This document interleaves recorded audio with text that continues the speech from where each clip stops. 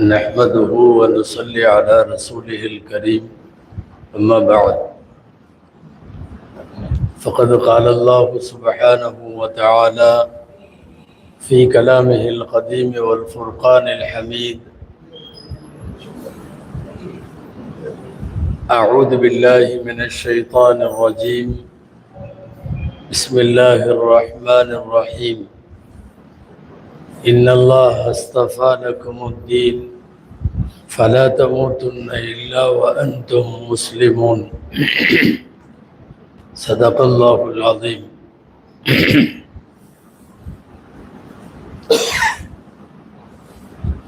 அளவற்ற அருளாளனும் நிகரற்ற அன்புடையோனுமாகிய எல்லாம் வல்ல அல்லாஹுவின் பெயரால் துவங்குகிறேன்.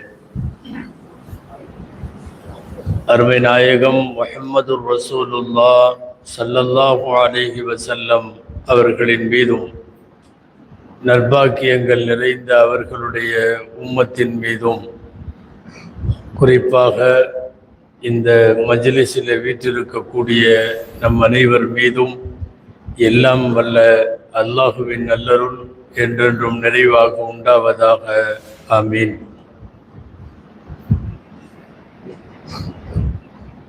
கண்ணியத்திற்குரிய உலமா பெருமக்கள், மரியாதைக்குரிய இந்த மஸ்ஜிதினுடைய நிர்வாகிகள், வருகை தந்திருக்கிற அன்பு சார்ந்த ஜமாத்தார்கள், வாலிப சகோதரர்கள், உங்கள் அனைவருக்கும் என் ஆரம்பமான அஸ்ஸலாமு அலைக்கும் வரஹ்மத்துல்லாஹி வபரகாத்துஹு. அல்லாஹுவின் பேரருளால் இந்த காலை வேளையில் உங்களோடு சந்தித்து மார்க்கத்தின் சில விஷயங்களை உங்களின் செவிகளுக்கு கொண்டு போய் சேர்க்கிற ஒரு மகத்தான நல்வாய்ப்பை அல்லாஹ் வழங்கியிருக்கிறான். அல்ஹம்துலில்லாஹ் சும்மா அல்ஹம்துலில்லாஹ்.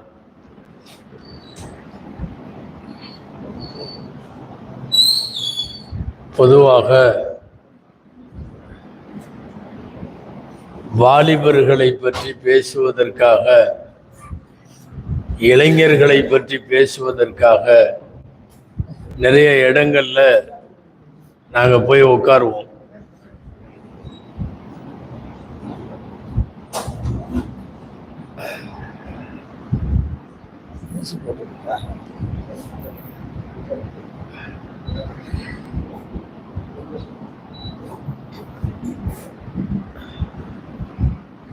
பெரும்பாலும்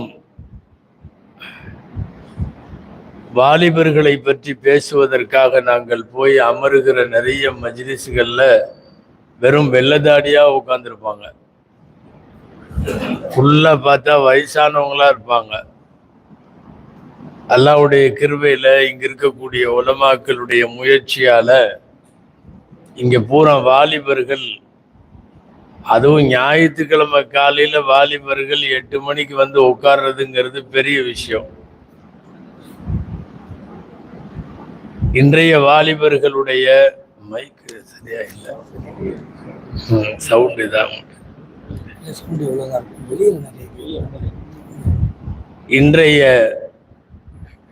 இன்றைய காலத்தினுடைய வாலிபர்களுடைய இரவு தூக்கம்ங்கிறதே ராத்திரி 1 மணிக்கு மேல.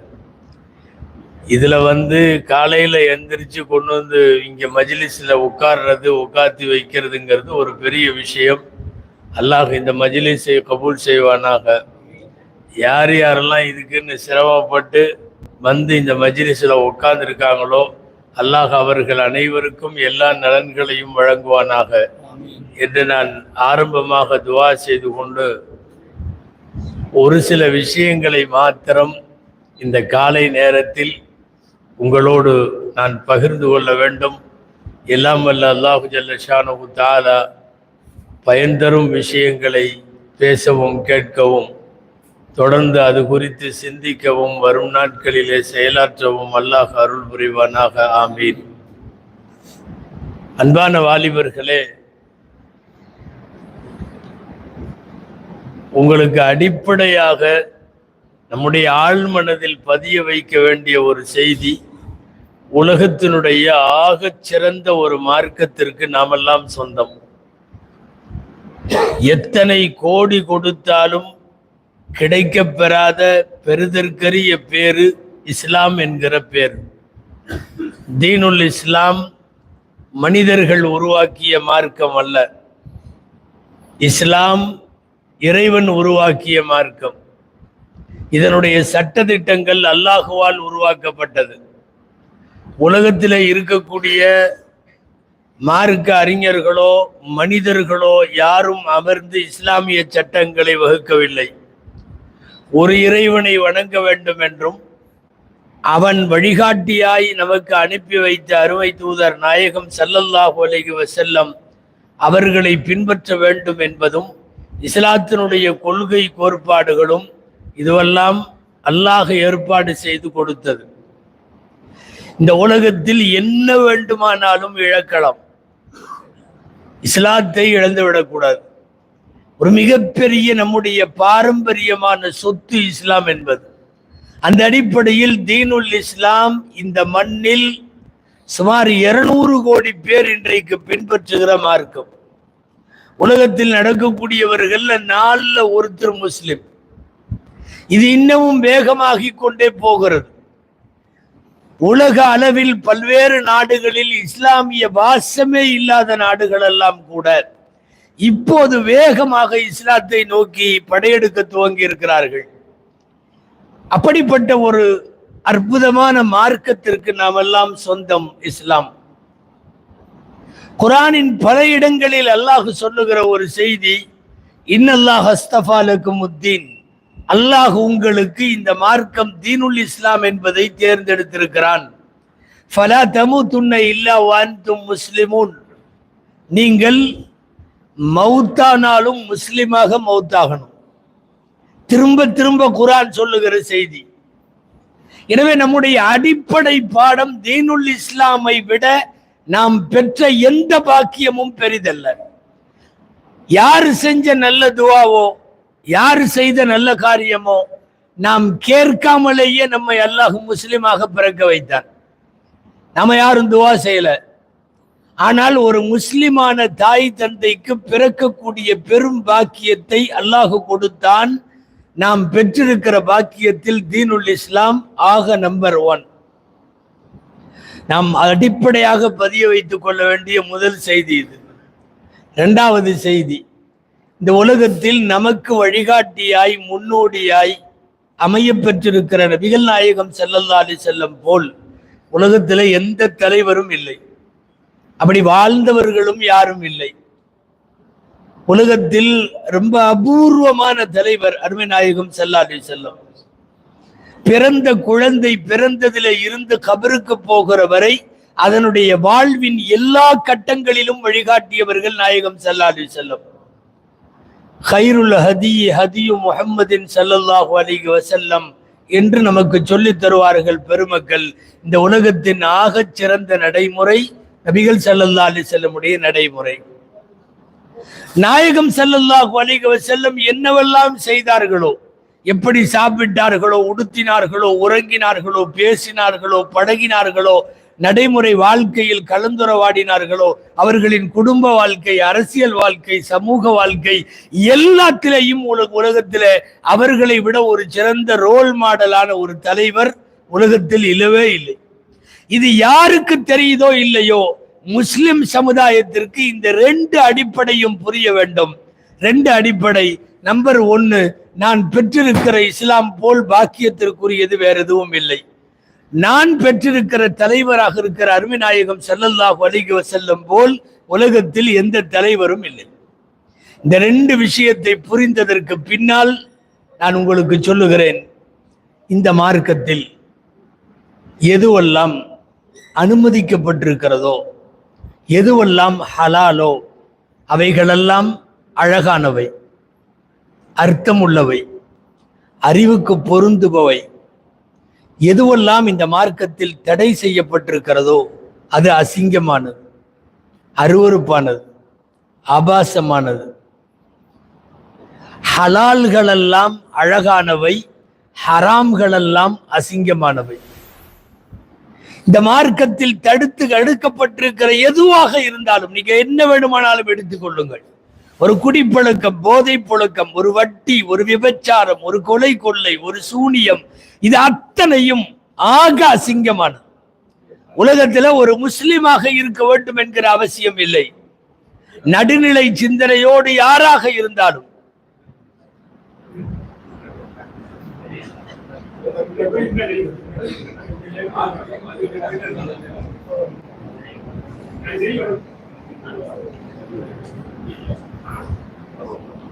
நடுநிலையான சிந்தனையோடு உலகத்திலே இருக்கக்கூடிய பல்வேறு சமயங்களை அலசி ஆராய்கிற யாருக்கும் தெரியும், இஸ்லாம் எதையெல்லாம் அனுமதித்திருக்கிறதோ அவைகள் அவ்வளவு அழகானவை, அற்புதமானவை. எதையெல்லாம் தடுத்திருக்கிறதோ அது அசிங்கமானது. ஒண்ணு வேண்டாம், நீங்கள் உலகத்தில் எந்த அசிங்கத்தை வேண்டுமானாலும் எடுத்துக்கொள்ளுங்கள். போய் இஸ்லாத்துடைய சட்ட புத்தகங்களை புரட்டி பாருங்க, அது ஹராம் என்று இருக்கும். உலகத்தில் எது நல்லது கெட்டது, எது ஹலால் ஹராம் என்று பார்ப்பதற்கு பெருசா நீங்க கிதாபு புஸ்தகம் பெரிய பெரிய எதையும் புரட்ட வேணாம். அது நல்ல செய்தியா இருக்கா, கண்டிப்பா இங்க அதுக்கு அனுமதி இருக்கும். அது கொஞ்சம் கெட்ட செய்தியா இருந்தாலும் கண்டிப்பாக இங்கே அனுமதி இருக்காது. அப்படிப்பட்ட ஒரு உயர்வான மார்க்கத்தில் நாம் இருக்கிறோம். இங்கே தடுத்தவைகள் ஒரு காலத்திலேயும் வெற்றிக்கு வழியாக அமைய முடியாது. எல்லா விதமான கேவலத்தையும் கொண்டு போய் சேர்க்கும் ஹராமை கையில் எடுத்தால், எந்த ஹராமாக இருந்தாலும் சரி. எங்க நமக்கு புரிய முடியும் என்று சொன்னால், யாராவது ஒருத்தன் தண்ணி அடிச்சுட்டு ரோட்ல படுத்து சாக்கடை ஓரமா படுத்துட்டு அவன் மேல ஈ எறும்பெல்லாம் மொச்சிட்டு இருக்கும், பார்க்கறவங்க எல்லாம் மூக்க பொத்திக்கிட்டு அவன் இப்படி போவாங்க. அவன் அங்க படுத்து கிடப்பான், அவன் ஆடை விலகி இருக்கும், அவன் பேசுவது அவனுக்கு புரியாமல் உளறுவான் அல்லது போதையில படுத்திருப்பான், சமயங்களில் உருண்டு சாக்கடையில விழுகுவான். இப்படிப்பட்ட ஒரு அசிங்கமான இடத்துல நின்று நீங்கள் யோசிக்க வேண்டும். எங்களின் மார்க்கம் இதை தடை செய்திருக்கிறது. எங்களுடைய மார்க்கம் இந்த போதையை, இந்த குடியை, மதுவை ஹராமாக்கி இருக்கிறது. அந்த இடத்துல நின்று பார்க்கிற போதுதான் இந்த மார்க்கத்தின் சட்டத்தின் அருமை தெரியும். யாராவது ஒரு குடும்பத்துல 5 பேர் 10 பேர் கடன் தொல்லையால் வட்டி கட்ட முடியாம குடும்பமே தற்கொலை செய்து கொள்ளும். நிறைய பத்திரிகையில பார்க்கிறோம். அந்த வீட்டுல போய் நின்னா சோகத்தோட சொல்லிட்டு இருப்பாங்க, குடும்பமே போயிருச்சு வட்டி கட்ட முடியாம. அந்த இடத்துல நின்று நீங்கள் யோசிக்க வேண்டும், என்னுடைய மார்க்கம் இந்த வட்டியை தடை செய்திருக்கிறது. உலகத்தில் எங்கெல்லாம் அசிங்கம் நடக்கிறதோ அந்த இடத்திலெல்லாம் நின்று கொண்டு யோசித்தால்தான் நாம் வாழுகிற மார்க்கத்தின் பெருமை நமக்கு புரியும். நாம் சார்ந்திருக்கிற இஸ்லாத்தினுடைய பெருமை நமக்கு புரியும். எனவே நீங்கள் திரும்ப திரும்ப திரும்ப மனசில குறித்து கொள்ள வேண்டிய செய்தி, இந்த மார்க்கத்தில் தடுக்கப்பட்டவைகள் நிச்சயமாக அசிங்கமானவை. அது எதுவா இருந்தாலும் சரி. இந்த மார்க்கத்தில் அனுமதிக்கப்பட்டவைகள் அனைத்தும் ஹலாலானவை. உங்களுக்கு இப்போது மிஞ்சி போனால் ஒரு 20 வயசு, 20க்கு நெருக்கமாய் அல்லது 20க்கு கொஞ்சம் மேல, இந்த வயசுல நீங்கள் அதிகமாக இருக்கிறீர்கள். வாழ்க்கையில முடிவுக்கு வர வேண்டிய பருவம் இது. என் வாழ்க்கையில் அசிங்கமான ஹராம்கள் எதையும் செய்ய மாட்டேன் என்று உறுதி எடுக்க வேண்டிய தருணம். லைஃப்ல ஸ்லிப் ஆகிறது இப்பதான். ஒரு 21 வயசு பெருமக்கள், அறிஞர்கள் 3 பருவமா பிரிப்பாங்க இல்லையா? 7 வயசு வரைக்கும் சிறுபிராயம், அந்த 7 to 7, அடுத்தது 14 வரைக்கும் பதின் பருவம், பாலக பருவம் அப்படின்னு சொல்லுவாங்க. 14 to 21 முக்கியமான வாலிப பருவம் வாங்க. இந்த 14 to 21 தான் எல்லா பழக்கமும் உள்ள வரும். அப்பதான் யாராவது பக்கத்தில் இருக்கிறவன் நமக்கு போதையை அறிமுகப்படுத்துவான். அப்பதான் பக்கத்தில் இருக்கிறவன் லவ் பண்றது ரொம்ப சுவாரஸ்யமானதுன்னு சொல்லி கொடுப்பான். கஞ்சா குடிச்சு பாரு நல்லா இருக்கும்னு சொல்லி கொடுப்பான். பா இந்த மாதிரி ஆபாசமான காட்சிகளுக்கு போலாம், இடங்களுக்கு போலாம் என்று நம்மை வழிகேட்டில் இழுத்து செல்லக்கூடியவர்கள் அந்த வயசுல கிடைப்பார்கள். இந்த 3வது வயசு இருக்கு 14 to 21 சர்வீஸ் ஸ்லிப் ஆனா லைஃப் பூரா முடிஞ்சு போயிடும். அப்படி ஒரு பருவம் இது. வாலிப பருவத்தில் தான் ஒருவன் நல்லவன் என்பதை நிரூபிக்க வேண்டும். நீ 40 வயசுக்கு அப்புறம் தப்பெல்லாம் செய்யாம பள்ளிவாசல்ல வந்து 5 நேரம் தொழுகிறன்னா அது வேற. அது பெரிய திறமையெல்லாம் கிடையாது. ஆட்டோமேட்டிக்கா 40 வயசு 50 வயசு ஆகும் போது சமூகத்திற்கு பயந்து வாழ வேண்டும். நம்முடைய பிள்ளைகள், குடும்பம், குட்டி, மனைவி, மக்கள்னு எல்லாம் பெருசாயிருவாங்க. அப்போ ஒருத்தன் சரியா நடக்கிறான்னா அது சூழ்நிலை, அது நிர்பந்தம். நீங்கள் எந்த கட்டுப்பாடுகளும் உங்களுக்கு இல்லாத, எந்த செயலையும் செய்வதற்கு மனோதிடமும் உடலிலே திராணியும் இள ரத்தமும் இருக்கிற நேரத்தில் நீங்கள் கட்டுப்பாடோடு இருக்கிறீர்கள் என்றால் அதுதான் உயரிய வாழ்க்கை, அதுதான் உன்னதம், அதுதான் மகத்துவம். அதை விட்டுட்டு காலம் போன கடைசியில நான் நல்லா இருக்கேங்கிறதல்ல. உங்களுக்கு எல்லாத்துக்கும் தெரியும், 40 வயசுல நபி ஸல்லல்லாஹு அலைஹி வஸல்லமுக்கு நபி பட்டம் கிடைத்தது. 40 வயதுல நபி பட்டம் கிடைக்கிறப்போ அவங்க மக்கள்கிட்ட நான் நபின்னு சொல்லும் போது, இறைவன் ஒருவன் என்று சொல்லுகிற போது அவங்க என்ன ஆதாரம் முன் வச்சாங்க தெரியுமா? நான் 40 வருஷமா உங்க கூட வாழ்ந்தேன்ல, என் மேல ஏதாவது தப்பு பார்த்திருக்கீங்களான்னு கேட்டாங்க. ஏதாவது என் வாழ்க்கையில கரை உண்டான்னு கேட்டாங்க. அப்ப என்ன அர்த்தம்னா, என்னுடைய இளமை கால வாழ்க்கையினுடைய பியூரிட்டி, என்னுடைய இளமை கால வாழ்க்கை சுத்தமாக இருக்கிறது. அதுதான் ஆதாரம் நான் இப்போது உங்களுக்கு தலைவனாக வருவதற்கு தகுதி உள்ளவன். இப்ப எல்லாத்துக்குமே இது பாடம் என்னன்னா, நான் என் இளமையில் தவறி இருக்கிறேனா அப்படின்னு கேட்கிற மாதிரி நம்ம இளமை கால லைஃப் இருக்கணும். நான் உங்க பொறுப்புக்கே விடுறேன். ஒவ்வொருத்தரும் நாம என்ன செஞ்சுட்டு இருக்கிறோம், இது ஒரு நல்ல பேருக்கு தகுதியான வேலையா என்பதை அவரவர்கள், எல்லாத்துக்கும் மற்றவங்களுக்கு தெரியாது, அவங்கவுங்க மனசுக்கு தெரியும். நாம இருக்கிற இந்த நிலைப்பாடு, நாம இப்ப செஞ்சுட்டு இருக்கிற இந்த வேலை, இது சரியானது தானா என்கிற யோசனை உங்களிடத்துல நான் விட்டு விடுகிறேன். இந்த இளமையான வயசுல நல்ல பேர் எடுத்தா அவன் காலம் பூரா நல்லவன். இந்த இளமையிலேயே சறுக்கிட்டான், ஏதாவது கெட்ட பழக்கத்துக்கு அடிமையாயிட்டான், சேருவாரு கூட சேர்ந்து சேர்க்க சரியில்லாம வேற மாதிரி போயிட்டான், வாழ்க்கையினுடைய பின்னால் பெரும் பகுதியினுடைய நன்மையை நீங்கள் இழக்கப் போகிறீர்கள் என்கிற அபாயம். அதனால தான் உங்களுக்கு இந்த வயசுல, அதுவும் இந்த காலத்துல சில செய்திகளை சொல்லணுங்கிறதுக்காக உங்களை ஒன்று கூட்டப்பட்டிருக்கிறது. அன்பானவர்களை, இந்த இளமை பருவத்தில் நீங்கள் நல்லவன் என்பதை நிரூபியுங்கள்.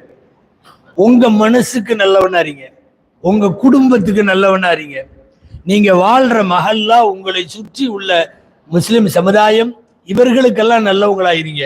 அப்படி இருக்கிறீங்களா அப்படிங்கிறது முக்கியமானது. ஏன்னா ரொம்ப வேகமா போயிரும். இளமை இளமைங்கிறவன்ல டப்புன்னு கடந்துரும். அதுக்கு பின்னாடி வருத்தப்படக்கூடாது. ஏதாவது ஒரு சோப்பு கட்டி வாங்கினீங்கன்னா, ஒரு ஹமாம் சோப்பு வாங்குறீங்க, பீரோல வைக்கிறீங்க, 5 வருஷம் கழிச்சு, அது தண்ணியில போடாம இருந்தா 5 வருஷம் கழிச்சு எடுத்தாலும் அது சோப்பு தான், அப்படியே இருக்கும்.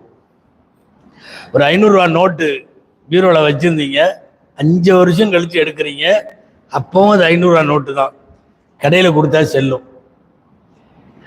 யாராவது ஒருத்தர் பெட்லயே 5 வருஷம் படுத்திருந்தாரு, நான் எதுவுமே செய்யல, 5 வருஷம் சும்மா தான் படுத்திருந்தேன், எனக்கு 5 வயசு திரும்ப வரணும், முடிஞ்சு, பாஸ்ட் போனதுதான், போனதுதான். ஆயுசு மட்டும் எப்பவுமே சும்மா இருக்கிறதுனால அவனுக்கு திரும்ப எல்லாம் தர முடியாது, காலம் திரும்ப வராது. குரான்ல நிறைய இடத்துல ஒரு செய்தி வருது, நாளைக்கு மௌத்தா போய் மறுமையில நின்னுக்கிட்டு மறுமையில இருந்துட்டு சொல்லுவாங்களாமா, என்னன்னு, எல்லாம் கொஞ்சம் திருப்பி கீழே அனுப்பிச்சுடு, எங்களை அனுப்பிச்சுடு, கொஞ்சம் நாங்க நல்லபடியா செஞ்சுட்டு வர்றோம், தெரியாம இருந்த வாழ்க்கையில தப்பு பண்ணிட்டோம். குரான்ல வர்ற செய்தி, ரப்பிர்ஜிஊனி லஅல்லி அஅமலு சாலிஹன் ஃபீமா தரக்து, நான் விட்டுட்டேன், இப்ப நீ அனுப்பிச்சுடு, கரெக்டா பண்றேன். அல்லாஹ் சொல்றான், இது திரும்ப அனுப்பல முடியாது, இந்த இடம்ங்கிறது வந்துட்டா வந்ததுதான், ஒன்ஸ் வந்துட்டா முடிஞ்சு, அவ்வளவுதான். கல்லா இன்னஹா கலிமத்துன் ஹுவ காயிலுஹா, இது ஒரு பேச்சே அல்லங்கிறான் அல்லாஹ்.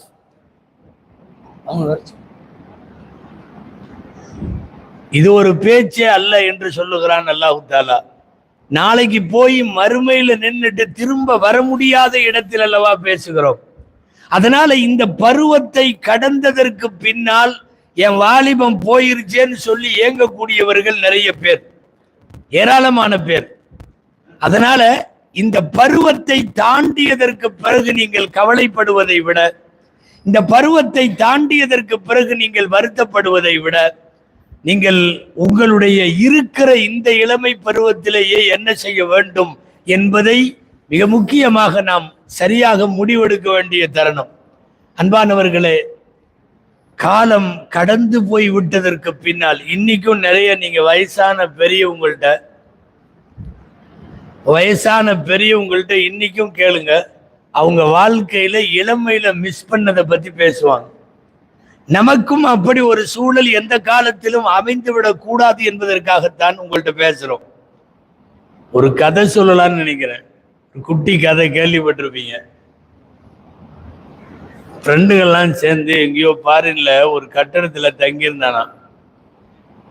அது 63 மாடி. அது லிஃப்ட்ல தான் போவாங்க வருவாங்க. இவன் 63வது மாடியில தங்கியிருந்தானுங்களாம். வா டீ சாப்பிட்டு வருவோன்னு எல்லாம் இறங்கி வந்திருக்காங்க லிஃப்ட்ல. டீ சாப்பிட்டு முடிச்சு திரும்ப ரூமுக்கு போலான்னு வந்தா லிஃப்ட் வேலை செய்யல. 63வது மாடி, ஒவ்வொரு ஃப்ளோர்லையும் நிறைய படிக்கட்டு ஏறி போகணும் 63வது மாடிக்கு. அப்போ அவனுங்களுக்குள்ள பேசினாங்களாம், லிஃப்ட் இல்லை என்ன செய்யறது, நடந்தே போக வேண்டியதா இருக்கு, போர் அடிக்கு, 63 மாடி போகணும், நம்ம ஒரு வேலை செய்யலாம், ஆளுக்கு ஒரு குட்டி குட்டி கதை சொல்லுவோம், ஒவ்வொரு ஃப்ளோர்லையும் ஒவ்வொருத்தையும் கதை சொல்லிட்டே வந்தா சீக்கிரமா வந்துடும், நடக்கிறது படி ஏறுறது போர் அடிக்காது, ஆளுக்கு ஒரு கதை சொல்லுங்க. ஆளுக்கு ஒரு கதை சொல்லிக்கிட்டே வந்தானுங்களாம். ஃப்ரெண்டுகள்லாம் எல்லாம் ஒரு குரூப்பா போயிருக்காங்க. போய்கிட்டே வந்து 62வது மாடி வந்துருச்சு. அப்ப கதை சொல்ல வேண்டியவன் சொன்னான்னா, நீங்க எல்லாம் கதை சொல்லி முடிச்சிட்டீங்க, நான் சொல்ல போறது கொஞ்சம் சோகமான கதை அப்படின்னு. என்னடா சோகமான கதைன்னா, சாவியை கீழே விட்டுட்டேன், சாவிய கீழே விட்டுட்டேன். திரும்ப ஒரு தடவை, இப்போ எதுக்கு சொல்றேன்னா, இப்போ ஒன்றும் பிரச்சனை இல்லை, கொஞ்சம் சிரமம், ஆனாலும் கீழே இறங்கி வந்து எடுத்துட்டு போய் திறந்துட முடியும். நாம நிக்கிற இடம் கொஞ்சம் இளமை பாஸ் ஆனதுக்கு அப்புறம் நான் கொஞ்சம் சின்ன வயசுக்கு போயிட்டு வரணும், முடியாது. அல்லது ரப்பிட்ட போய் நின்றுட்டு நான் கொஞ்சம் திரும்ப என்னை லைஃப் கொடுத்து அனுப்பிச்சு விட்டீங்கன்னா நான் நிறைய செய்வேன், நான் போய் தஹஜ்ஜுதெல்லாம் தொழுகிறேன், நான் போய் தான தர்மம் எல்லாம் ஒன்றும் நடக்காது. பாஸ் ஆயிட்டா பாஸ் ஆனதுதான். இப்ப இருக்கிற இந்த பருவம் உங்களுக்கு வேகமாக கடந்து விடும். கடந்து விட்டதற்கு பின்னால் வருத்தப்படுவதை விட இருக்கிற வாலிபத்தை சரியாக பயன்படுத்த வேண்டும் என்பதற்குத்தான் உங்களுக்கு சொல்லப்படுகிறது. 2 செய்தி, முக்கியமான செய்தி. இன்றைக்கு இருக்கக்கூடிய இளைஞர்களுடைய ஒழுக்கக்கேடு, கலாச்சார சீரழிவு, இது ரொம்ப பயங்கரமா இருக்கு. இங்க பரவாயில்ல, இந்த ஊர்ல கொஞ்சம் தலைமுடியெல்லாம் நல்லா வச்சிருக்கீங்க.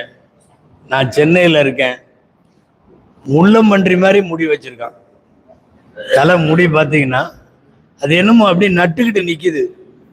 சைடில் பூரா கரண்டி வச்சிருக்கான். இந்த பனை மரத்து இந்த தேங்காய் இது பூரா சைடில் சுரண்டி மேலே மட்டும் குடுமி நிற்கும் தெரியுமா, அந்த மாதிரி நிற்கிறான். முதல்ல அது எப்படி நிற்குதுன்னே தெரில. கொஞ்ச நேரத்துக்கு ஒரு தடவை வண்டியை நிறுத்தி கண்ணாடியில் பார்த்துக்கிறான் நிற்கிதான்னு. அவன் நிற்கிதுன்னு ஒன்று அதுக்கப்புறம் தான் போகிறான். அது என்னமோ ஸ்பைக் கட்டிங்கிறான். உங்களுக்கு தான் தெரியும் அந்த பேர்லாம், எங்களுக்கு அதிகமாக தெரியாது. என்னமோ ஃபயர் கட்டிங்கிறான், என்னமோ தீய வச்செல்லாம் கொடுத்துறானுங்க. தலையில் வெட்டும் போது பயங்கரமாக பண்ணுறானுவோ. அவனுங்களுடைய ஹேர் ஸ்டைல்லாம் ரொம்ப மோசமாக இருக்குது. ட்ரெஸ் கோடு மோசமாக இருக்குது. நல்ல சட்டையே போட மாட்டேங்கிறானு, டிஷர்ட்டோட சுத்துறான். அது எவ்வளோ பெரிய மஜ்லிஸா இருந்தாலும் எவ்வளோ பெரிய சபையா இருந்தாலும் அப்படித்தான் போடுறான். ஒரு கண்ணியமான ஆடை உடுத்துற டைப் கூட இல்லை பசங்கள்ட. லோ ஹிப்னு ஒரு பேண்ட் போடுறான், அது இடுப்புல நிக்குது. அல்லாவோட அமானத்துல ஜஸ்ட் மிஸ் ஆனாலும் தொலைஞ்சது. அவ்வளவு மோசமா இருக்கு. அதை போட்டே தொழுவுறதுக்கு வர்றாங்க. சில பேர் பசங்கள்லாம் தொழுவும் போது பின்னாடி அசிங்கமா இருக்கு. லைஃப் ஸ்டைல்ல நிறைய மாறி இருக்கு. ஆனா இந்த சமயத்திலையும் கூட கொஞ்சம் இடையில இடையில பள்ளிவாசலுக்கு வர்றது, தொழுகிறது, ஏதோ உலமாக்களோ அவங்களோ இவங்களா கூப்பிட்டா வர்றது, பள்ளிவாசல் டச்சோடு யாராவது இருக்கிறீங்கன்னா பெரிய விஷயம். அல்லாஹ் உங்க எல்லோருக்கும் பரக்கத் செய்வானாக. ஏன்னா ஒரு ஹதீஸ் அப்படி வருது, மோசமான காலத்திலேயும் சில பேர் சரியா இருந்தாங்கன்னா, இந்த ரசூலுல்லா கூட உட்கார்ந்து இருந்தாங்கல்ல, அவங்களுக்கு சஹாபாக்கள்னு பேரு, அவங்க கூலி நமக்கு இருக்கான். அவங்க கூலி மோசமான காலத்தில் வாழுகிற இளைஞர்களுக்கு இருக்கு. ஒரு தடவை சபையில கவனிக்கணும், நீங்க சபையில ரசூல் ஸல்லல்லாஹு அலைஹி வஸல்லம்ட்ட ரசூல்லா பேசிட்டு இருந்தப்ப சொன்னாங்க, பின்னாடி ஒரு காலம் வரும், அப்போ மார்க்க பிரகாரம், இஸ்லாத்தினுடைய பிரகாரம், தீனுடைய பிரகாரம் ஒருத்தர் வந்து வாழ்றது கையில நெருப்பு கங்கு வச்சிருக்கிற மாதிரி. கையில நெருப்பு கங்க வச்சிருந்தா எப்படி இருக்கும்? நேரா இப்படி நீட்டிட்டா இருப்போம், தடுமாறும், ரொம்ப ஜெர்க்காகும், தூக்குவோம், போடுவோம், ஏதாவது பண்ணுவோம் இல்லையா? கையில நெருப்பு கங்க வச்சிருக்கிற மாதிரி இருக்குமா மார்க்கப்படி ஒருத்தன் வாழ்றது அந்த காலத்துல. அப்படி ஒரு சூழ்நிலை வருகிற போதும் கூட ஒருவன் இஸ்லாமிய மார்க்கப்படி வாழுகிறான் என்று சொன்னால், ரசூல் ஸல்லல்லாஹு அலைஹி வஸல்லம் அவங்க சொல்றாங்க, சஹாபாக்கள் உட்கார்ந்துருந்தாங்க அவங்களுக்கு முன்னாடி, அவங்கள பார்த்து உங்களை மாதிரி 50 பேருடைய கூலி அவங்க ஒரு ஆளுக்கு இருக்குன்னாங்க. யார் மாதிரி சொல்லுங்க? யார் மாதிரிங்க? சஹாபாக்கள் மாதிரி. அவங்களுக்கே சந்தேகம் வந்துருச்சு. அவங்க என்ன நினைச்சாங்கன்னா, அந்த காலத்துல வாழ்ற 50 பேரா இருக்கும், நம்மள மாதிரி 50 பேர் எப்படி, நாம ரசூலுல்லாஹ்வுக்கு முன்னாடி உட்காந்துருக்கோம் அப்படின்னு நினைச்சிட்டு ஒருத்தர் கேட்டே போட்டார், என்னன்னு, எங்களை மாதிரி 50 பேரா இல்ல அவங்க காலத்துல வாழ்ற 50 பேரான்னு கேட்டார். ரசூலுல்லாஹ் சொன்னாங்க, பல் அஜ்ரு 50 மின்கும், உங்கள இருந்து 50 பேர் கூலி. அவங்க ரசூலை பார்த்தவங்க, வஹி இறங்குறத பார்த்தவங்க, குர்ஆன் இறங்குறப்ப வாழ்ந்தவங்க, சரித்திரத்துல பொற்காலம் என்று அவர்களுடைய காலம், அவ்வளவு பேரும் நல்லடியார்கள், இறைநேசர்கள், கண்ணிமைக்கும் நேரம் கூட அல்லாஹ்விற்கு மாறு செய்யாதவர்கள். அந்த மாதிரி 50 பேர்த்தோட கூலி. அப்ப ரசூலுல்லாஹ்ட்ட கேட்டாங்களாம், எதனால எங்களுக்கு 50 சஹாபிகளுடைய கூலியை அந்த காலத்துல வாழ்ற ஒரு பையனுக்கு கொடுக்குறேங்கிறீங்களே, எதனாலன்னு கேட்டாங்க. நபி ஸல்லல்லாஹு அலைஹி வஸல்லம் பதில் சொன்னாங்க, இன்னக்கும் தஜிதூன அலல் கைரி அஅவானன் வஹும் லா யஜிதூனஹு, உங்களுக்கு இன்னைக்கு நன்மையை தூண்டுவதற்கு, உங்களை மானிட்டர் பண்றதுக்கு, உங்களை கண்காணிக்கிறதுக்கு, வழிநடத்துறதுக்கு இன்னைக்கு ஆள் இருக்கு. நான் இருக்கிறேன், குர்ஆன் இருக்கு, வஹி இறங்குது, ஜிப்ரீல் வர்றார், எல்லாம் நடக்குது. அவங்க காலத்துல தீமைகளை தூண்டுபவர்கள் அதிகமாக இருப்பார்கள். எப்ப பார்த்தாலும் தீமையை தூண்டுபவர்கள். நான் சொல்ல வர்றது, இன்னைக்கு தீமையை தூண்டக்கூடிய எல்லா செயல்களும் இருக்கிறது. இன்னைக்கு மாத்திரம் ஒருவன் மார்க்க சட்டப்படி வாழுகிறான் என்றால், இஸ்லாத்தை விட்டு வெளியே நான் ஒன்னும் உங்களை பெருசா பயங்கரமான வணக்கசாலிகளை மாறணும்னு பேச வரல. இந்த காலத்தில் நடக்கக்கூடிய ஹராமுகளை விட்டும் கொஞ்சம் தவிர்ந்துறீங்க. ஒரு விபச்சாரம், ஒரு மது, ஒரு சூதாட்டம், ஒரு போதைப் பொருள் பாவனை, ஒரு வட்டி, இந்த மாதிரி பெரிய பாவங்கள்ல இருந்து கொஞ்சம் விலகி நின்றாவே அவுளியாவாயிரலாம். ஒரு காலத்துல அவுளியாங்கிறது பயங்கரமா பேணுதலோட இருக்கணும்னு சொல்லுவோம், அப்படியெல்லாம் இல்லை. இன்றைக்கு உங்களுக்கு ரசூல் ஸல்லல்லாஹு அலைஹி வஸல்லம் சொன்ன வார்த்தை அதிகம். என்னன்னா, நன்மையை தூண்டுபவர்களை விட தீமையை தூண்டுபவர்கள் அதிகம். உண்மையா இல்லையா? இன்னைக்கு வந்து நீங்க சும்மா இருந்தாலும் இந்த கையில இது ஒண்ணு இருக்க, இது சும்மா இருக்கிறது இல்லை.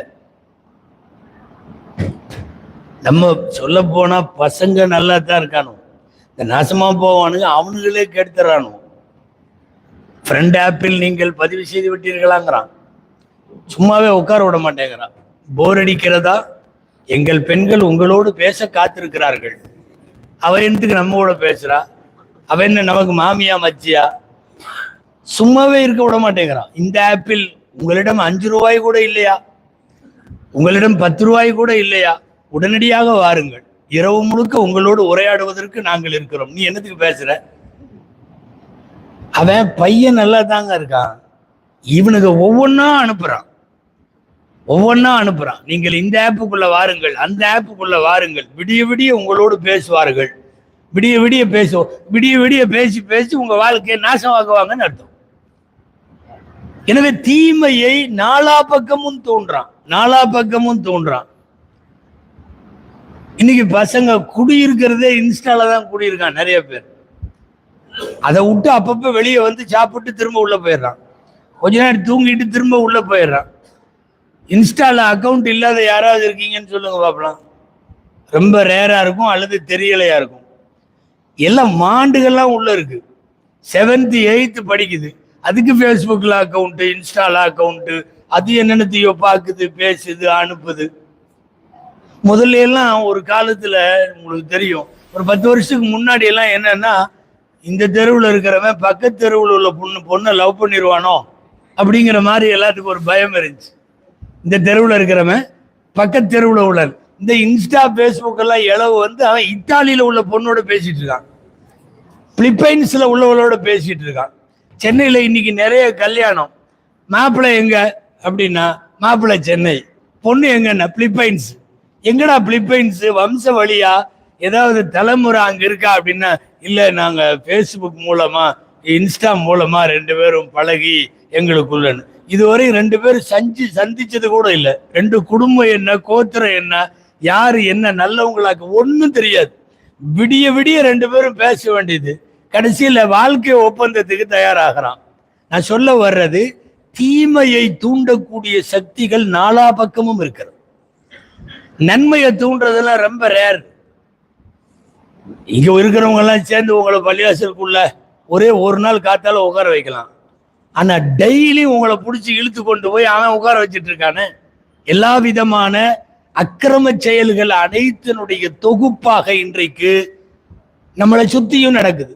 நபி ஸல்லல்லாஹு அலைஹி வஸல்லம் சொன்னது போல, ஒரு தவறுகள் நடைபெறக்கூடிய காலத்தில், மிக அதிகமாக அக்கிரமங்கள் நடைபெறக்கூடிய காலத்தில், யார் அப்பவும் கூட மார்க்க சட்டப்படி வாழ வேண்டும் என்று நினைக்கிறானோ சஹாபாக்களின் கூலிக்கு தகுதியானவர்கள். இன்னைக்கு உள்ள பசங்கள்கிட்ட ரொம்ப கவனத்திற்குரிய, ஆனால் அந்த பக்கம் போகாம காப்பாற்றப்பட வேண்டிய 2-3 விஷயங்கள் நிறைய இருக்கு. முதல் விஷயம் என்னன்னா, ஆன்லைன்ல அடிமைத்தனமா இருக்கிறோம். நமக்கெல்லாம் பேரு ஆன்லைன் அடிமைகள் சொல்லலாம்ல, யோசனையா இருக்கும். என்ன ஆன்லைன் அடிமைகள்லாம் சொல்றீங்க? இன்னைக்கு உள்ள உளவியல் வல்லுநர்கள், மருத்துவ வல்லுநர்கள் சமீப காலமாக இளைஞர்களுக்கு வரக்கூடிய வியாதிகள், இந்த அவங்க கேஸ் வர்ற ட்ரீட்மெண்ட் எல்லாம் பார்த்து அவங்க சொல்றது என்னன்னா, உளவியல் ரீதியா தொடர்ந்து ஆன்லைன்லையும் தொடர்ந்து இரவு பகலாக இதுல இருக்கிறதுனால மோசமாக பாதிக்கப்பட்டிருப்பதாக உளவியல் ரீதியாக சொல்றாங்க. இது வெறுமனே நாம உட்கார்ந்து பயானா சொல்றதல்ல.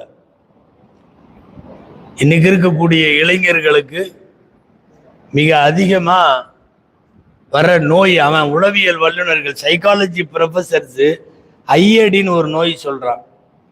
ஐஏடி என்ன? ஐஏடினா இன்டர்நெட் அடிக்ஷன் டிசார்டர் அப்படின்னு அதுக்கு பேர்.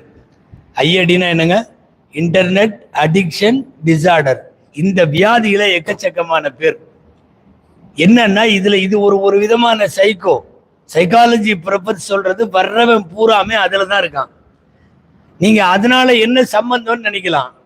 உடல் ரீதியாக, ஆண்மை ரீதியாக, சிந்தனை ரீதியாக எல்லாத்துலயும் பலவீனம், எல்லாமே மைனஸ். என்னன்னா பூரா ஆன்லைன் அடிமைகள்.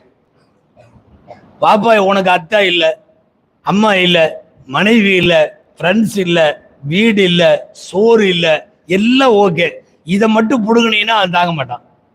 வேற எதை புடுங்கினாலும் ஓகேங்கிறான்.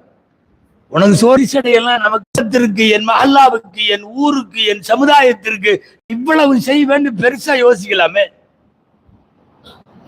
உங்களுக்கு தெரியும், கேள்விப்பட்டிருப்பீங்க, பயான்ல ஒரு சின்ன பையன், ஒரு 14 வயசு இருக்கும் அவருக்கு ரபியான்னு பேர். ரபியா. அவர்கிட்ட ரசூல்லா உனக்கு ஏதாவது வேணும்னா கேளுப்பான்னாங்க. 14 வயசு பையன் என்ன கேட்பான்? அவன் ஏதாவது சாக்லேட் கேட்பான், அது இதுன்னு ஏதாவது கேட்பான்ற அடிப்படையில சொன்னாங்க ரபியாட்ட, ஏதாவது கேளுன்னு. அவரு சல் முராஃபகத்துக்கு, அஸ்அலு முராஃபகத்துக்கு ஃபில் ஜன்னத்தி யா ரசூலல்லாஹ்னார். ஒண்ணு இல்ல, சொர்க்கத்துல உங்க கூட இருக்கிற மாதிரி கொஞ்சம் பாத்துக்கங்கன்னாரு. அதிர்ச்சி ஆயிட்டாங்க ரசூல் ஸல்லல்லாஹு அலைஹி வஸல்லம். அதாவது எல்லாரும் கேட்கறது ஹைலைட்டா கடைசியா சொர்க்கம் தான் கேட்க முடியும். அவரு அந்த சொர்க்கத்தையும் கேட்டு அதுல உங்க கூட இருக்கணும்னு வேற கேட்கிறார். உலகத்துல யாரும் 14 வயசுல இப்படி எல்லாம் கேட்டதில்லை. இதை எப்ப ரசூல்லா சொல்றாங்க தெரியுமா?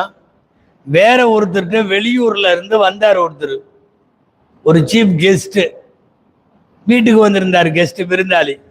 அவங்க ஊருக்கு ரசூல்லா போனப்ப நல்லா கவனிச்சிருக்காரு. இப்ப ரசூல்லா வீட்டுக்கு அவரு வந்திருக்காரு. ரசூல்லா ஏதாவது கொடுக்கலான்ட்டு, என்னப்பா வேணும்? எனக்கு 2-3 ஆடு வேணும். ஆடா, சரி கொடுத்துருப்பா. அப்புறம் வேற என்ன வேணும்? இல்ல அந்த ஆடுகளை எல்லாம் பாதுகாத்துக்கிறதுக்கு ஒரு நாய் வேணும். இந்த ஒரு நாய் கொடுத்துருப்பா. வேற என்ன வேணும்? இப்படியே கேட்கிறார். அவரோட வாழ்க்கை அநேகமா அந்த தோட்டம் விவசாயம் இருக்குமோ என்னமோ, கேட்கறது பூரா ஆடு, நாய், ஒட்டகம், பூமி, இந்த மாதிரியே கேட்டுட்டு இருக்காரு. ரசூல்லா சொன்னாங்க, எப்பா என்கிட்ட நான் கேட்க சொல்றேன், ரொம்ப ஒரு உயர்வானது ஏதாவது கேட்கலாமல்ல. ஒரு 14 வயசு பையன் என்கிட்ட என்ன கேட்டார் தெரியுமா? உனக்கு என்ன வேணும்னு கேட்ட உடனே சொர்க்கத்துல உங்க கூட இருக்கணும்னு கேட்டாரு. உனக்கு அந்த மாதிரி எல்லாம் பிராட் திங்கிங் இல்லையா? பெருசா நீ கேட்கலையா அப்படின்னு கேட்டாங்க நபி ஸல்லல்லாஹு அலைஹி வஸல்லம். யோசிக்கிறது ரொம்ப பெருசா யோசிங்க. நான் ஓப்பனா சொல்றேன், இந்த ஒரு பொண்ணுக்கு பின்னாடி இப்படி லவ் பண்ணிட்டு சுத்தி அவளை கல்யாணம் பண்றது, இதெல்லாம் டார்கெட்டா? இந்த படத்தை பூரா ரிலீஸ் அன்னைக்கு ஃபர்ஸ்ட் காட்சியில நம்ம பார்த்துறது, இது ஒரு பெரிய விஷயமா? இது ஒரு டார்கெட்டா? எல்லாம் சேர்ந்து கரெக்டா லீவ் விட்ட உடனே டூர் போய் ஜாலியா என்ஜாய் பண்ணி, இது ஒரு டார்கெட்டா? வாழ்க்கையில உருப்படுறதுக்கு நிறைய யோசிக்கலாம், பெருசா யோசிக்கலாம். நம்ம தகுதி இருக்கான்னு யோசிக்கவே வேணாம், விரிவாக யோசியுங்கள். தயவு செய்து இந்த இதுக்கு என்ன சொல்றது, தமிழ்ல சில்லறத்தனம்பாங்க. இந்த லவ் பண்றது, இந்த சினிமா, இந்த லொட்டு லோசுக்கு இதெல்லாம் சைட்ல வச்சுக்கலாம். ஒரு ஒரு ஒரு கிரிக்கெட்டு, அது இது என்டர்டைன்மெண்ட். விளையாட்டுங்கிறது என்டர்டைன்மெண்ட் தான். சினிமாங்கிறது அவனே என்டர்டைன்மெண்ட் தான் சொல்றான். இது ஒரு பொழுதுபோக்கு அம்சம் அப்படின்னு எல்லா தியேட்டர்லயும் போடுறான். படம் போடுறப்பவே ஆரம்பத்துல கடைசியில இதை போடுறது அவன் மேல கடமை, அவன் போடுவான். இது ஒரு என்டர்டைன்மெண்ட் தான், இது லைஃப் அல்லன்னு போடுவான். இவன் உட்காந்துக்கிட்டு இதை லைஃப்னு எடுத்துக்கிறான். அவர் முடி வெட்டுற மாதிரி இவன் வெட்டுறான். திடீர்னு ஊரை மொட்டை அடிச்சிருக்கான். என்னடா அந்த கதாநாயகன் எவனை மொட்டை அடிச்சிருக்கான், இவன் பூரா மொட்டை அடிச்சான். தயவு செய்து நாம் பார்த்து பின்பற்றத்தக்க அளவுக்கு பெரிய மனிதர்களா இருக்கணும். சாக்கடைகள் நடிகர்கள் இவங்கெல்லாம் அஜித் குமாருங்க, இவங்களுக்கு சினிமா நடிகர்களை பிடிக்காது, அதனால இப்படித்தான் பேசுவாங்கன்னு நினைக்க வேணாம். நீயே சொல்ல, வாழ்க்கையில ஏதாவது ஒரு இடத்துல வழிகாட்டுற அளவுக்கு அவன் நல்லவனா இருக்கான்னு சொல்ல முடியுமா? நாம ஏன் அவனை பின்னாடி போகணும்? ரெண்டாவது, ஒரு புள்ளைக்கு பின்னாடி லவ் பண்ணிட்டு சுத்துறது தான் ஒரு சில பேர் இளமையினுடைய டோட்டல் டார்கெட்னு நினைச்சிருக்கான். இல்லவே இல்லை. நீ லவ் பண்ணிட்டு பின்னாடி போறதுல முதல்ல உன்னோட லைஃபை முடிச்சுக்கிற, உன் குடும்பத்தோட எதிர்பார்ப்பு பூரா முடிச்சிருது, எல்லாம் முடிச்சிருது. எந்த நேரமும் அவளோட சிந்தனை, அவளோட ஒரு மெசேஜுக்காக காத்துக்கிட்டே உட்காந்துருக்கான். இப்படின்ட்டே இருக்கான். ஏதாவது வருமான்னு பார்த்துக்கிட்டே இருக்கான். ஒரு நேரத்துல பிள்ளைங்க கிடைக்கிறது பெரிய கொம்பா இருந்துச்சு. 6 மாசமா அலைஞ்சுக்கிட்டே இருப்போம். அவ ஓரளவு செட் ஆகுவான்னு நினைச்சு இந்த பையன் ரெடி ஆகுவான். அவ 6 மாசத்துக்கு அப்புறம் நீ எதுக்கு என் பின்னாடியே வரேன்ருவா. முடிச்சு வச்சு க்ளோஸ் ஆயிரும். இன்னைக்கு அப்படி இல்லை. இன்னைக்கு அதுகளும் வருதுங்க. ஆமா, நீ ராத்திரி 1 மணிக்கு அஸ்ஸலாமு அலைக்கும்னா அவ 1:30க்கு வலைக்கும் சலாம்னு போடுறா. ஆமாங்க, நடக்குது. முதல்ல மாதிரி எல்லாம் பிள்ளைங்க இல்லை. கிடைக்காத புளியங்கொம்புன்னு எல்லாம் இல்லை. அவ இன்னைக்கு சாயந்தரம் சொன்னீங்கன்னா நைட்டு ஓகேங்கிறா, நைட்டு மெசேஜ் அனுப்புனீங்கன்னா காலையில சரிங்கிறா. விளங்காதவங்களுக்கு. ஆமா, 3 மாசம் உங்களோட இருக்கா, 3 மாசம் உன் ஃப்ரெண்டோட இருக்கா. இது என்ன? இது எதுக்கு இப்படி பின்னாடி சுத்தணும்? இது ஒரு நோய், லவ் நோய். கொண்டு போய் என்ன ஆகும்னா அவன் மேல பைத்தியமாயி, அவளெல்லாம் உன் மேல பைத்தியமாகுறது இல்ல, நம்மளா அப்படி பைத்தியமாயி இந்த சில பேர்லாம் பாத்தீங்கன்னா சென்னையில பரிசுல சில பேர் பரிசுக்குள்ள வச்சிருக்கான், பணமெல்லாம் இருக்கு, காஞ்சி போன மல்லிகைப்பூ கிடக்கு. என்னடா இது? நம்ம ஆளு போன வாரம் வச்சிருந்தது, அவன் ஆளு போன வாரம் வச்சிருந்தான். போன வாரம் அவ தலையிலிருந்து கழட்டி போட்ட மல்லிகைப்பூவை இவன் என்னமோ எங்கேயோ தர்கால எடுத்து வந்த மாதிரி உள்ளுக்குள்ள வச்சிருக்கிறாங்க. அத டிக்கெட் வச்சிருக்கான். அந்த புள்ள கூட எங்கேயோ போயிருவான் போல் இருக்கு பஸ்ல. அந்த அவளோட டிக்கெட்டை மடிச்சு வச்சிருக்காங்க, என்னமோ பாராட்டு பத்திரம் மாதிரி. என்ன நடக்குதுன்னே தெரியல. இந்த லவ் பண்றது இது ஒரு விதமான பைத்தியம். இது இந்த பைத்தியத்துக்கு பின்ன கடைசியில என்ன ஆகும்?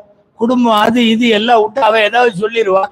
இவன் பாட்டுல ஒண்ணு தாடி வளர்த்துட்டு சுத்துவான், இல்ல தற்கொலை பண்ணிட்டு சுத்துவான், போயிடுவான், சூசைடுக்கு போயிடுவான். ஆகவே ஆகாது, முடிச்சு போயிடும் லைஃப். இந்த கைஸ்ன்னு ஒருத்தர் இருந்தார்.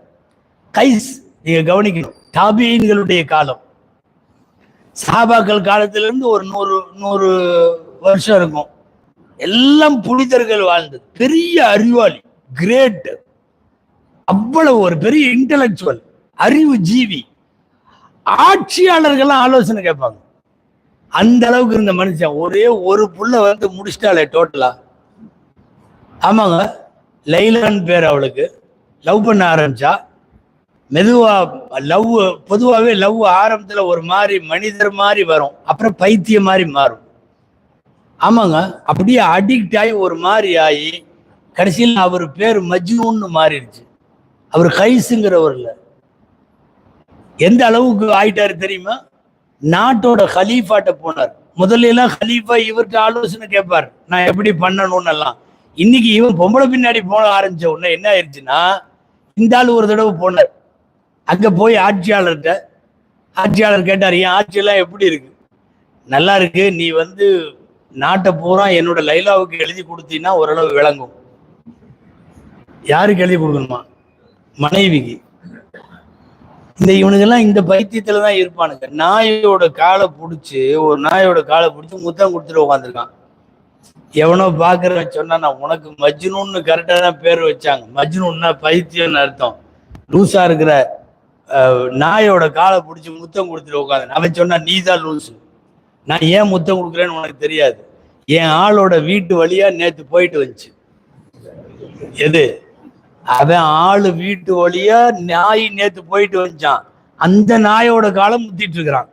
இந்த பெரும்பாலும் இந்த பிள்ளைக்கு பின்னாடியே சுத்திட்டு இருக்கிறதெல்லாம் இந்த நாய் மாதிரி தான், இந்த மஜ்னூன் மாதிரி தான். நிறைய இப்படிதான் போகுது. நான் வந்து தமாசுக்கெல்லாம் சொல்லலை,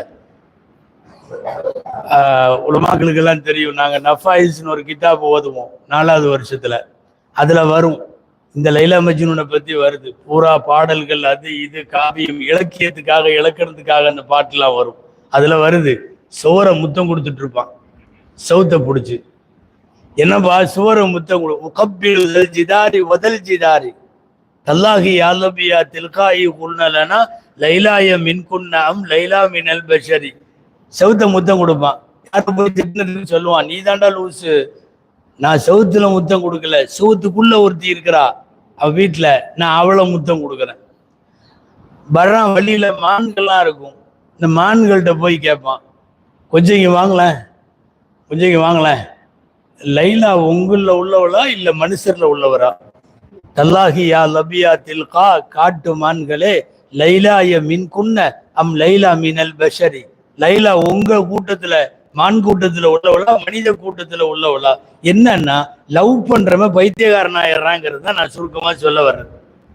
அவங்க அத்தா பார்த்தாரு, எவ்வளவோ அறிவாளியா இருந்தா வினா போய் இப்படி நாசமா போயிட்டானேன்னு சொல்லி கடைசியில அவனை கூட்டு போய் காபத்துல்லாவை கூட்டிட்டு போய் அவனை ஹஜ்ஜு செய்ய வச்சு அவனை கழுவி சுத்தம் பண்ணலான்னு அவங்க அத்தா கூட்டிட்டு போய் காபத்துல்லால் நிக்க வச்சுட்டார். நிக்க வச்சுட்டு, டேய் துவா செய் அல்லாட்ட, இதுவரையும் பண்ணதெல்லாம் தப்பு, நான் இனிமேல் சரியா மாறிடுறேன், சரியா போயிடுவேன் அப்படின்னு சொல்லி அல்லாட்ட கேளு அப்படின்னு சொன்ன உடனே அவன் அல்லாட்ட துவா செஞ்சான். இன்னி அஸ்தக்ஃபிருல்லாஹ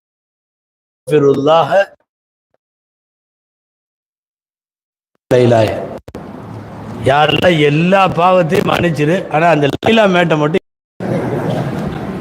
எங்க காபத்துல்லா பக்கத்துல இந்த நாசமா போனா உருப்படவே மாட்டான். இனி இதெல்லாம் வேலைக்கு ஆகாது. காவலையே கேட்குறாங்க அல்லாட்ட, லைலா மேட்டை மட்டும் விட்டு மீதி எல்லாத்தையும் நீ மன்னிச்சுக்கோ. இது ஒரு விதமான காதல் வந்து பைத்தியம். போய் போய் போய் என்ன பண்ணிடும்னா கடைசியில் ஆளை போட்டு தள்ளு. இன்னைக்கு எத்தனை பேர் தெரியுமா? வெறும் உங்க ஊர் எங்க ஊர்னெல்லாம் இல்லை, நாடு பூரா லவ் ஃபெயிலியர்ல தன்னுடைய வாழ்க்கையை தொலைச்சிக்கிட்டவன் நிறைய பேர். அந்த குடும்பம் என்ன ஆகும்? அந்த குடும்பத்தோட கதி என்ன? நாளைக்கு இவனை நம்பி இருக்கிறவங்க கதி என்ன? இவனை சுத்தி வாழ்ற சமூகத்துல என்ன? ஒட்டுமொத்தமாக ஒரு குடும்பத்துக்கு ஏற்படுத்துற அவப்பேர் மாதிரி ஆகுது இல்லையா?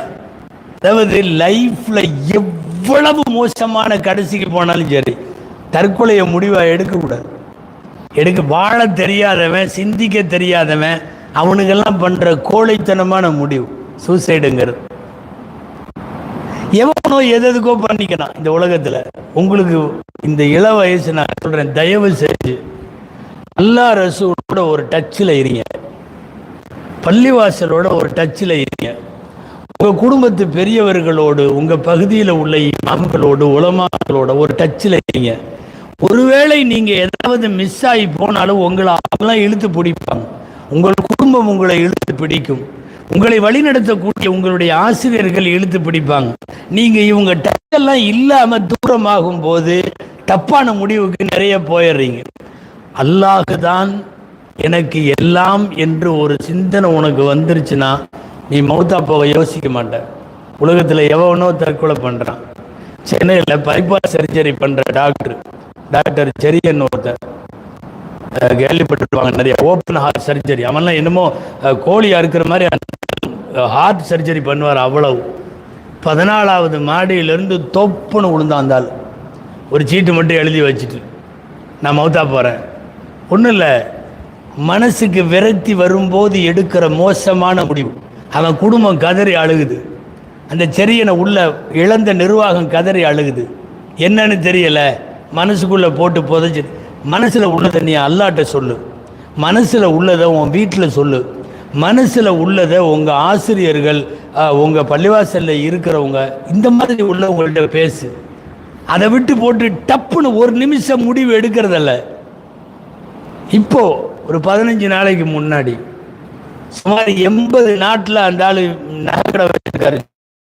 ஜோய் அலுக்காசுன்னு கடை இருக்குல்ல, ஜோய் அலுக்காசு கடை, நகைக்கடை 84 நாட்டில் கடை வச்சிருக்கான் அந்த ஆள். பல 1000 கோடிகளுக்கு அதிபதி. துபாயில் வச்சு விழுந்துட்டானே, 10வது மாடியிலிருந்து தொப்புன்னு விழுந்து ஒரு லெட்டர் எழுதி வச்சுட்டு போயிட்டான். என்ன பிரச்சனை? காசு இல்லையா? அதெல்லாம் நிறையா இருக்கு. புகழ் இல்லையா? அதெல்லாம் நிறையா இருக்கு. வீடு வாசல் அது கண்ணு கட்டின தூரம் வரையும் இருக்கு. மனசுக்குள்ள என்னமோ ஒன்று சரியான இடத்துல சொல்லலை, அல்லது சரியான இடத்துல அதுக்கு தீர்வு தேடலை, தற்கொலைன்னு முடிவு பண்றாங்க. உலகத்துல மிக மோசமான ஒரு இது. அதுவும் இஸ்லாமிய பார்வையில் நான் உங்க கவனத்துக்கெல்லாம் சொல்லணும். எந்த அளவுக்கு இருக்கு தெரியுமா? ஒருத்தர் சூசைடு பண்ணிட்டாரு, அவர் ஜனாசாவை தொலை வைக்கலாமா கூடாதான்னு இங்க பிரச்சனை இருக்கு. தொலை வைக்க கூடாதுங்கிறாங்க. ஜனாசா தொழுக கூட தொழுக கூடாது. ஏன்னா அது அவ்வளோ பெரிய குற்றம். வட்டி, விபச்சாரம் எல்லாத்தை விட பெரிய குற்றம் சூசைடு. ஒருத்தர் சூசைடு பண்ணிக்கிறான் அப்படின்னு சொன்னா அவன் ஜனாசாவை தொழுக வைக்கலாமா வேணாமா? இன்னைக்கு வரைக்கும் கிதாபுகளில் தொழ வைக்க கூடாது என்று சொல்லக்கூடிய மார்க்க அறிஞர்கள் நிறைய பேர். சில பேர் தான் இல்லை என்னமோ நடந்து வச்சு தொழுக வச்சிடலாம், அந்த தொழுக வச்சிடலான்னு சொல்றவங்க பிரகாரம் தான் இப்போ நம்ம பண்ணிட்டு இருக்கிறோம். சூசைடு பண்ணவங்களுக்கும் தொழுக வைக்கிறோம். ஆனால் அவங்க கூட பண்ணலாங்கிறவங்க என்ன எழுதுறாங்க தெரியுமா? வழக்கமாக தொழுக வைக்கிற காசியோ ஆலிமோ முக்கியமானவங்க தொழுக வைக்கக்கூடாது. அவங்க பின்னாடி நின்று வேணா தொழுதுக்கலாம், தொழுகையை நடத்தக்கூடாது. யாராவது அவங்களுக்கு அடுத்த ரேஞ்சில் உள்ள பப்ளிக்ல இருந்து வேற யாரையாவது விட்டு தொழுகை நடத்த சொல்லணும். வழக்கமாக ஒரு ஊரில் ஒரு காசி, அவர் தான் கல்யாணம் நடத்தி வைப்பார், அவர் தான் ஜனாசா தொழுக வைப்பார் அப்படின்னு இருக்குன்னு வைங்களேன். அந்த காசி சுசைடு ஜனாசாவுக்கு மட்டும் தொழுக வைக்கக்கூடாது. அவர் நகர்ந்துக்கிட்டு வேற யாராவது ஒருத்தரை விடணும், நீங்கள் போங்க அப்படின்னு விடணும் அப்படின்னு எல்லாம் எழுதுறாங்க. எந்த அளவுக்குன்னா ஒரு ஃபத்வா, அதாவது சட்ட தீர்ப்பு கிதாப் இருக்கு, அந்த துருல் முக்தார்னு சொல்லி, அதில் சூசைடு பண்ணவன முஸ்லீம் ஜனாசாவில் முஸ்லீம் அடக்க ஸ்தலத்தில் அடக்கலாமா வேணாமா அப்படின்னு எழுதுறாங்க. முஸ்லிம்களுடைய அடக்க ஸ்தலத்தில் அடக்கிறதா வேணாமா? எந்த அளவுக்கு மோசமான பாவம்ங்கிறத உங்களுக்கு சொல்றதுக்காக நான் வர்றேன். அன்பானவர்களே, இவ்வளவு மோசமான ஒரு குற்றத்தை, ஒரு முடிவை நீ எதுக்கு எடுக்கிறன்னு யோசிப்பாரு. எதுக்கு எடுக்கிற? எவ்வளோ ஒருத்திக்காக நீயே உன் வாழ்க்கையை முடிக்கணும், எவனோ ஒருத்தனுக்காக நீயே உன் வாழ்க்கையை முடிக்கணும். லைஃப்பில் தலைமையில் அவ்வளவு கடனே இருக்கட்டுமே, என்ன பண்ணிட முடியும் உன்னைய? எனவே தயவு செஞ்சு முட்டாள்தனமான முடிவுகள் எதுக்கும் போகக்கூடாது. இந்த முடிவுகளுக்கு காரணமாக இருக்கக்கூடிய முக்கியமான விஷயம் இந்த லவ் பண்ணுறது அப்படிங்கிறதெல்லாம். அவ்வளோதான், நான் முடிக்க போகிறேன், உங்களை ரொம்ப நேரம் வைக்கல. கடைசியாக ஒரு செய்தி, ஒரே ஒரு செய்தி. இன்னைக்கு நாடு முழுக்க போதையில் நிறைய பசங்க சிக்கியிருக்காங்க. உங்கள் பேரெல்லாம் முகம்மதுன்னு ஆரம்பிக்குது, உங்கள் பேரெல்லாம் அப்துல் அப்படின்னு ஆரம்பிக்குது. நீங்கள்லாம் முஸ்லீம் பெயர் உள்ளவங்க. அதாவது இந்த உலகத்தில் மதுவை அடியோட வேறு அறுத்து ஒழிச்சது இந்த மார்க்கம் இஸ்லாம். ஒரு முஸ்லீம் பேர் வச்சுட்டு நீ போய் டாஸ்மாகில் நிற்கிறதும், ஒரு முஸ்லீம் பேரை வச்சுட்டு நீ ஒரு பாட்டிலும் கிளாஸோடு எங்கேயாவது பாலத்துக்கு அடியில் உட்காந்து கலக்கிட்டு இருக்கிறதும், நீ உனக்கெல்லாம் இல்லை, ஒட்டுமொத்த முஸ்லீம் சமுதாயத்தையே நீ குழி தோண்டி புதைக்கிறேன்னு அர்த்தம். அல்லாஹ் காப்பாற்றணும். உங்கள் குடும்பத்துக்கு நீ ஒரு பிள்ளையோ 2 பிள்ளையோ தெரியாது, ஆனால் குடிகாரன்ற கட்டத்தோடு உன்னுடைய இளமை நகர்ந்துச்சுன்னா அல்லாஹ் வருங்காலத்தை ரொம்ப மோசமாக வச்சுருவான். மிரட்டுறதுக்கெல்லாம் உங்களை கூப்பிடலை, ஏதாவது ஒரு 4 செய்தி உங்கள் காதில் போடணுங்கிறதுக்காக தான் உங்களை கூப்பிட்ருக்கோம். மன் ஷரிப ஹம்ரன் கத்ஹன் ஹராமுன் அலைஹி ராயிஹத்துல் ஜன்னா. ஒரே ஒரு கப்பு சாராயம், ஒரு கப்பு, அதிகமாகலாம் இல்லை, இந்த கோட்ரு ஆஃபு ஃபுல்லு அதெல்லாம் இல்லை, ஒரு கப்பு, சொர்க்கத்தின் வாசனை கூட அவனுக்கு ஹராமாகிவிட்டது. சொல்றது ஸல்லல்லாஹு அலைஹி வஸல்லம். காலம்பூரா குடிச்சிட்டு இருக்கிறவங்கள என்னன்னு சொல்லல,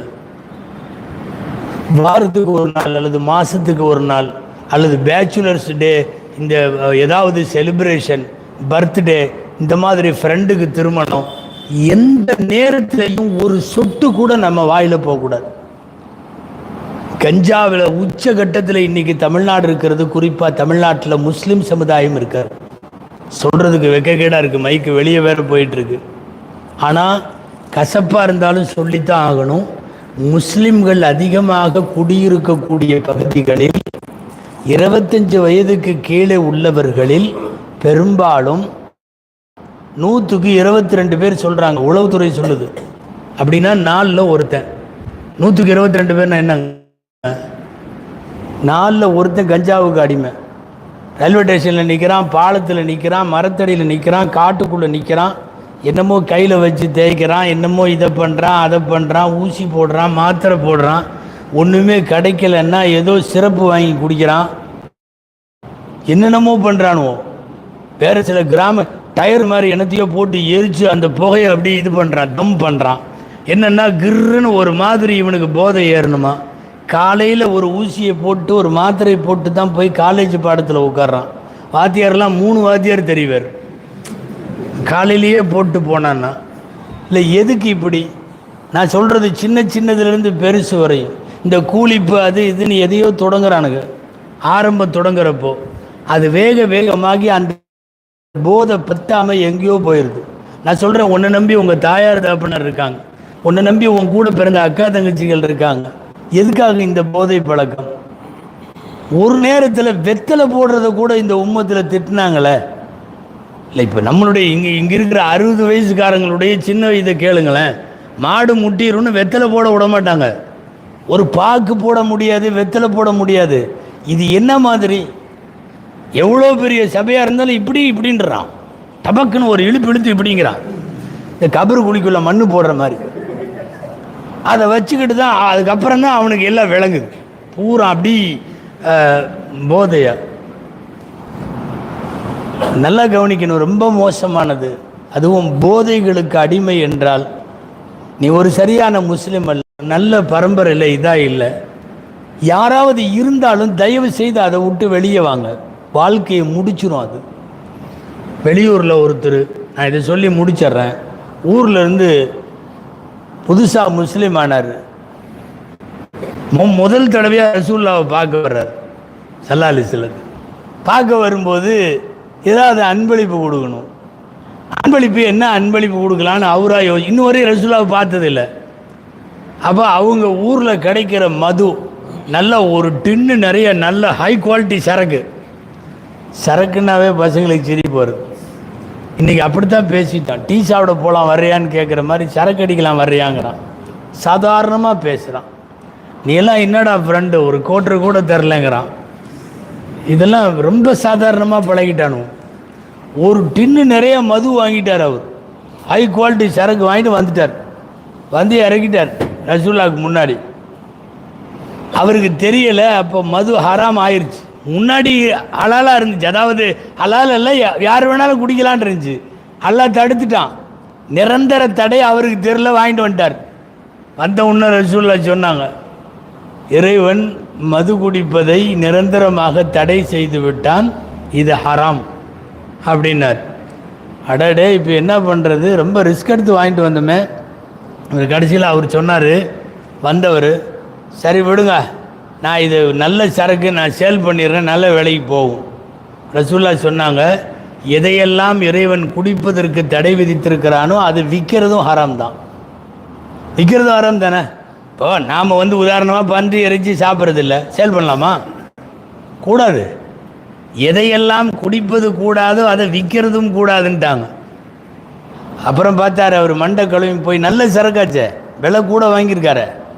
சரி, எனக்கு யூதர்களில் கொஞ்சம் பேர் ஃப்ரெண்ட் இருக்கான், யகூதிகளில், அவனுக்கு அன்பளிப்பாக கொடுத்துட்றேன் கிஃப்ட்டு, அது ஒன்றும் பிரச்சனை இல்லை, நான் குடிக்கவும் இல்லை சேல் பண்ணவும் இல்லை. ரசூலுல்லாஹ் சொன்னாங்க, எதுவெல்லாம் நமக்கு ஹராமோ அதை அன்பளிப்பு செய்கிறதும் ஹராம். அன்பளிப்பு செய்யக்கூடாதல்ல. இப்போ உதாரணமாக மது ஹராமு, நம்ம யாராவது ஃப்ரெண்டுக்கு ஒரு பாட்டில் வாங்கி கொடுக்கலாமா அன்பளிப்பா? கூடாது. அதையும் சொன்னாங்க. அப்போது குடிக்கிறது ஹராம், சேல் பண்ணுறதும் ஹராம், அன்பளிப்பு கொடுக்கறது. நான் என்ன தான் பண்ணட்டும் இதேன்னு கேட்டார் ரசூலுல்லாஹ்ட்ட. ஸல்லல்லாஹு சொன்னாங்க, ஊரில் உள்ள ஒரு பெரிய குப்பை தொட்டி, சுபாத்த கௌம்னு சொல்லுவாங்க, அதில் கொண்டு போய் கொட்டிடு. ஊருக்கே இருக்கிற பெரிய சாக்கடை இருக்குமல்ல, அதில் ஊற்றிருந்தாங்க. அப்படியே கொம்பி ஊற்றிட்டு போயிட்டார். குடிக்கிறது ஹராம், அன்பளிப்பு ஹராம், விற்கிறது ஹராம். அது சம்பந்தப்பட்டு 10 நபர்கள் ஹதீஸில் வருது. வாங்கி கொடுக்குறவன், விற்கிறவன், அட்ரஸ் காட்டுறவன், இடையில தூதா இருக்கிறவன், கலக்கறக்கு ஒரு கிளாஸ் தண்ணி கொடுத்தா கூட அவனும் குற்றவாளி தான். எல்லாருமே இவ்வளவு மோசமான ஒன்றில் நாம் சிக்கணுமா? நீங்கள் தயவு செய்து இதையெல்லாம் யோசிக்கணும். அதனால் மோசமான இந்த அடிமைத்தனங்களில் இருந்து நீங்கள் வெளியே வாருங்கள். உங்களை ஒரு நல்ல நாள் காலையில் நீங்கள் நல்லா தூங்குகிற நேரத்தில் உங்களை கூப்பிட்டு உட்கார வச்சு இப்படியெல்லாம் வச்சு செய்கிறாங்களேன்னு சொல்லி நீங்கள் யோசிச்சுட்டு இருப்பீங்கன்னு நினைக்கிறேன். நான் பயானை முடிக்க போகிறேன். அதாவது நல்ல சிந்தனைகள் கொஞ்சம் அப்பப்போ காதில் வாங்கணும். ஏதாவது இந்த மாதிரி பயான்களுக்கு பள்ளிவாசல்களில் ஏற்பாடு செஞ்சு உலமாக்கள் கூப்பிட்டா தயவுசெய்து வாங்க. நம்ம லைஃப்பில் இது பண்ணுறதெல்லாம் அப்புறம், முதல்ல வாங்க. செய்திகள், நல்ல செய்தி ஏதாவது காதில் விழுந்துக்கிட்டே இருந்தால் நம்மளை தவறாக போக விடாமல் தடுக்கும். அது கொஞ்சம் அதுக்கு முயற்சி பண்ணணும். குறைந்தபட்சம் என் வாழ்க்கையில் நான் இறந்து போகிற வரைக்கும் நான் இனிமேல் போதைப் பொருள் பயன்படுத்த மாட்டேன்னு ஒரு உறுதி எடுக்கலாமா? இன்ஷா அல்லாஹ். இல்லை, என்னுடைய வாழ்க்கையில் இனிமேல் நான் போதைப் பொருளை பயன்படுத்த மாட்டேன்னு கொஞ்சம் கை தூக்குங்களேன், மனசுக்கு சந்தோஷமாக இருக்கும். ஆஹா, யோசிக்கிற மாதிரி தெரியுது. அல்ஹம்துலில்லாஹ். அவ்வளோதான், இந்த கூட்டம் ஜெயிச்சிருச்சுன்னு அர்த்தம். விடுங்க. இப்போ காலையில் முயற்சி பண்ணி கூட்டினாங்கல்ல தம்பிகளா, பள்ளிவாசலில் உட்காந்து கையை தூக்கியிருக்கீங்க. கவனமாக இருக்கட்டும். இது உங்கள் வீடு இல்லை, இது அல்லாஹ்வுடைய வீடு. நான் இனிமேல் குடிக்க மாட்டேன்னு கையை தூக்கியிருக்கீங்க. தயவு செய்து அல்லாஹ்வுக்காக அதிலிருந்து வெளியே வாங்க. அல்லாஹ் நம்முடைய வாழ்க்கையை பிரகாசமாக வைப்பான். பெரிய பாவங்கள்லேருந்து நான் உங்களைய, அதாவது இஸ்ராக் தொழுகு, லூஹா தொழுகு, தஹஜ்ஜுத் தொழுகு, தஸ்பீ ஓது, வா இங்கே ஆய் உய், அவ்வளோவெல்லாம் கூப்பிடலை. குறைந்தபட்சம் இந்த பெரிய ஹராமுகளாக இருக்கிற இதிலிருந்து மட்டும் கொஞ்ச நாளைக்கு விலகுங்க. காலம் போக போக நீங்களா இபாதத்தை நோக்கி வருவீங்க. பொதுவாக ஒருவன் தவறுகளில் இருந்து வெளியே வர ஆரம்பித்தாவே நல்லதை நோக்கி போக ஆரம்பிச்சிட்டான்னு அர்த்தம். நீ அதில் இருக்கவே நல்லதுக்கு வரமாட்ட. அப்படிங்கிறதுனால தான் இது கூப்பிட்றோம். அல்லாஹ்ட்ட துவா செய்யலாம். அல்லாஹ் வாழுகிற காலமெல்லாம் போதைகளுக்கு அடிமையாகாமல் நம்மை பாதுகாப்பானாக. ஹராமான பெரிய பாவங்கள் எல்லாவற்றிலிருந்தும் அல்லாஹ் நம்மையும் நம்முடைய குடும்பத்தவர்களையும் பாதுகாப்பானாக. அல்லாஹ் இங்கே வந்திருக்கக்கூடிய அத்தனை பேரையும் அவர்கள் குடும்பத்திற்கும் அவர்கள் மஹல்லாவிற்கும் அவர்களுடைய இஸ்லாத்திற்கும் சிறந்த முறையில் ஹித்மத் என்கிற பணிவிடை செய்யக்கூடியவர்களாக ஹாதிமுல் இஸ்லாம்களாக அல்லாஹ் நம் அனைவரையும் ஆக்கி அருள்வானாக. ஜஸாக்குமுல்லாஹு கைர்.